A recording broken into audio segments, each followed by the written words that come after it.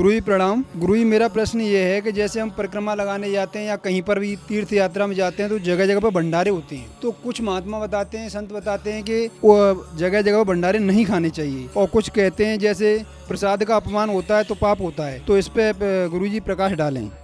Social media पे जिनको लोग ज़्यादा सुनते हैं उनकी बात का भी प्रभाव ज़्यादा होता है और लोग उसमें कभी कभी बहक भी जाते हैं और कभी कभी सीख भी जाते हैं। प्रश्न ये है कि तीर्थ में, परिक्रमा में, मार्ग में यथा यथा स्थान भंडारे आदि होते रहते हैं, तो वो लेना चाहिए कि नहीं लेना चाहिए। कुछ लोगों की मान्यता है कि वो लेना चाहिए, प्रसाद है। कुछ लोगों की मान्यता है कि नहीं लेना चाहिए। दरअसल में ये है कि मैं ये जानता हूँ कि हमारे लिए परमात्मा ने जो भोजन निश्चित किया है और जहाँ से वो भोजन मुझे प्राप्त होना है, मेरा नाम परमात्मा ने उस पर अंकित किया है, तो ही वो भोजन मेरे तक आएगा, चाहे वो प्रसाद का हो, चाहे वो वैसे होटल का हो। तो परिक्रमा में जब आप जाते हैं, परिक्रमा देते हैं, मार्ग में कोई प्रसाद मिलता है, कहीं आप जब प्रसाद लेते हैं, शरबत पीते हैं, दूध पीते हैं, नाश्ता लेते हैं, भोजन भी कर लेते हैं, तो उसमें किसी भी प्रकार का आपका कोई भी न कोई आपको दोष लग रहा है, ना ही आपकी कोई परिक्रमा जो है समाप्त हो रही है। आपका दाना पानी जहाँ लिखा है वो आपको प्राप्त करना है और वो हर हाल में आपको प्राप्त होगा।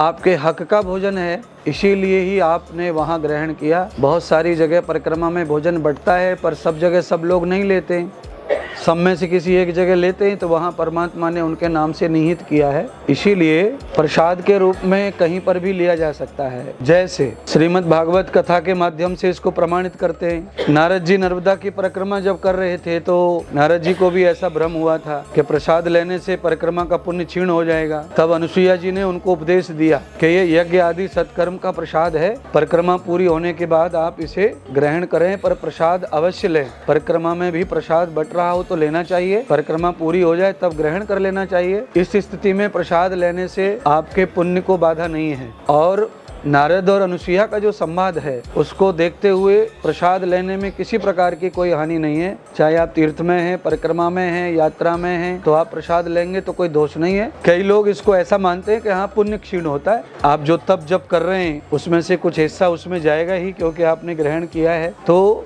हमारा पुण्य भी अगर कहीं चला जाता है तो उससे भी हमें कोई नुकसान नहीं होता है, वो भी एक और पुण्य कमाने वाली बात हो जाती है। हमारा पुण्य किसी के खाते में चला जाए तो उससे उसको सुख मिलेगा, उसको सुख मिलेगा तो सीधा सीधा हमको भी सुख मिलेगा। ऐसा सोच के कहीं भी प्रसाद के रूप में अगर लेना है तो आप प्रसाद के रूप में ले सकते हैं, बशर्ते है कि उसमें भोजन का या खाने का भाव ना हो, प्रसाद का भाव हो, तो वो परमात्मा का ही दिया हुआ होता है, परमात्मा का ही प्रसाद माना जाता है। धन्यवाद।